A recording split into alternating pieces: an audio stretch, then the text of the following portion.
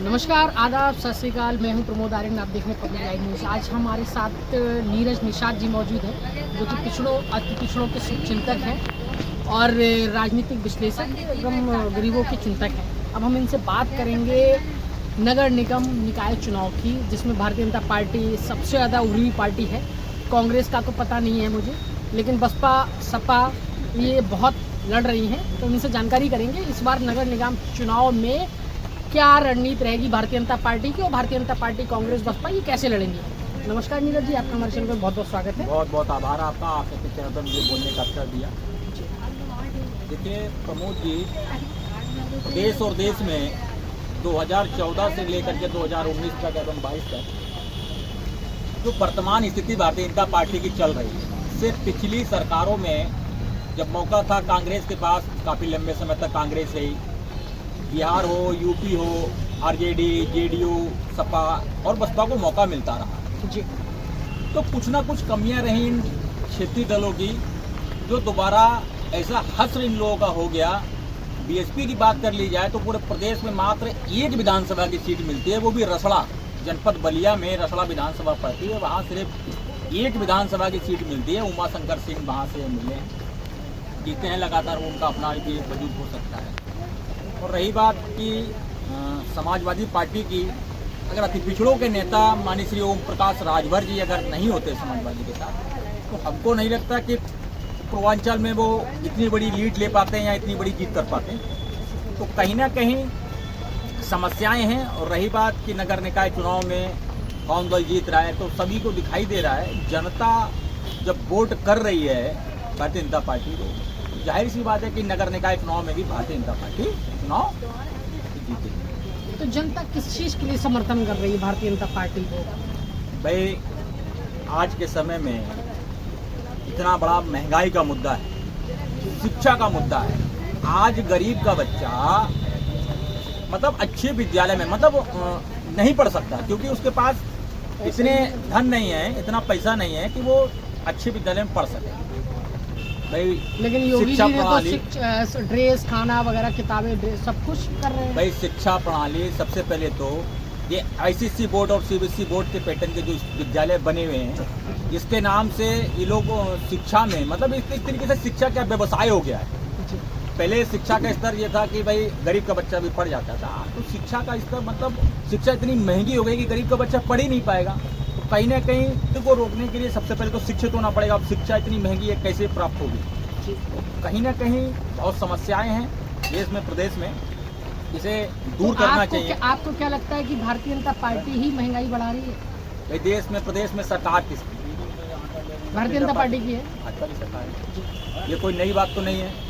अभी इससे पूर्व में जब देश में और प्रदेश में भाजपा की सरकारें नहीं थी, तब इन्हीं की एक मंत्री हैं जो कि 400 रुपये का सिलेंडर लेकर के कहते थे कि 400 रुपये का सिलेंडर है, बहुत महंगाई है। और उस समय 20 रुपया 15 रुपया किलो प्याज बिकता था, तो बहुत महंगाई थी। आज 60 रुपया 70 रुपया बिक रहा है। और सिलेंडर, वही सिलेंडर 2009, 10, 11, 12 की लगा लीजिए, आज वही सिलेंडर 11, 1150 रुपये हो। ग्रामीण क्षेत्र में आप चले जाइए तो जो सिलेंडर है उसको एक जगह कोना में बांध कर रख दिए हैं। आप एक तरफ उज्ज्वला गैस दे रहे हैं और एक तरफ महंगाई इतनी है कि वो ग्रामीण क्षेत्र का व्यक्ति जो 250 रुपया 30 रुपया पर डे कमाता है, वो कैसे उसको चला पाएगा? 1150 सिलेंडर ले पाएगा? क्या मुमकिन है क्या? आज वही सरसों का तेल जो 100 रुपया किलो, 80 रुपया किलो था, वही सरसों का 150 रुपया, 40 रुपया किलो। क्या खाएगा गरीब आदमी? 300 रुपये में कितना कर सकता है? बहुत बड़े मुद्दे हैं। क्या समस्याएं हैं? समस्या से समाज लड़ रहा है, जूझ रहा है। लेकिन फिर भी वो भारतीय जनता पार्टी को सपोर्ट कर रहा है, जनता कर रही है, क्यों? भाई, वो अब इसके तो कई सारे मुद्दे। देखिए, होता क्या है कि जैसे पहले इंदिरा जी की सरकार थी और कांग्रेस की एक लहर थी, तो लंबे समय तक देश में कांग्रेस रही। तो आज वही माहौल है कि आज भाजपा का माहौल है, भाजपा है। ये कब तक रहेगा भाजपा का माहौल? ये कोई निश्चित नहीं है कि कब तक रहेगा। जब तक जनता जनार्दन वोट देती रहेगी, तब तक भारतीय जनता पार्टी की सरकारें रहेगी। जनता जनार्दन जो कहीं धर्म विशेष को लेकर के, भाई विपक्ष भी नहीं लड़ पा रहा है ना। विपक्ष कहाँ लड़ रहा है? विपक्ष में समाजवादी पार्टी है। कोई मुद्दे की बातें नहीं हो रही है। सब अनर्गल बातें हो रही हैं, कोई मुद्दे की बात हो रही है, शिक्षा प्रणाली की बात हो रही है, चिकित्सा की बात हो रही है, रोजगार की बात हो रही है, कोई बातें नहीं हो रही है। विपक्ष तो शांत बैठा है। अगर कहीं कोई लड़ रहा है देश में तो राहुल जी जैसे नेता लड़ रहे हैं, राहुल जी लड़ रहे हैं। एक मुख्य विपक्षी दल अगर देखा जाए तो देश में राहुल जी का जो स्टॉक चला था वही देख लीजिए आप कि राहुल जी लड़ रहे हैं। विपक्ष में तो राहुल जी की तो सदस्यता चली गई है, राहुल जी अब कहाँ लड़ पाएंगे? भाई कांग्रेस में बचे ही कौन? सोनिया जी। सोनिया जी तो एजेड हो गई बहुत ज्यादा, ठीक है। प्रियंका जी बची है, राहुल जी की सदस्यता खत्म कर दी तो वो तो लड़ नहीं पाएंगे। तो प्रियंका जी अकेली क्या कर पाएंगे? कांग्रेस में कुछ बचा ही नहीं है। भाजपा के बाद अगर कोई दूसरा अगर दल है केंद्र में जो सरकार, भाजपा के बाद अगर कोई दूसरा अगर दल है केंद्र में जो सरकार बनाने की क्षमता रखता है तो कांग्रेस है। कांग्रेस है, लेकिन लोग कहते हैं कांग्रेस की तो उल्टी अड़ूब की, कांग्रेस तो आएगी नहीं। कई यूपी में आप कह सकते हैं कि उसके प्रत्याशी 10,000 वोट नहीं पा पाते हैं, कुछ विधानसभा सीटें ऐसी हैं कि 2,000 वोट पाते हैं। तो यूपी में उनकी जमानतें जब्त हो जाती हैं। उनका संगठन बहुत कमजोर है।